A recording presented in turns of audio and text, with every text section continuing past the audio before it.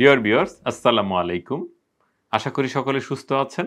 আজ আমি কথা বলবো আপনাদের কলার বোন বা ক্ল্যাভিকল ফ্র্যাকচার হলে কি করণীয়। ক্ল্যাভিকল ফ্র্যাকচার খুব কমন, বিশেষ করে বাচ্চাদের খেলাধুলা করতে গিয়ে পড়ে গেলে, বিছানা থেকে পড়ে গেলে আমাদের এই ক্ল্যাভিকল বোনসটা ভেঙে যায়। এটাকে আমরা কলার বোন বা কেউ কেউ বিউটি বোনও বলে থাকি।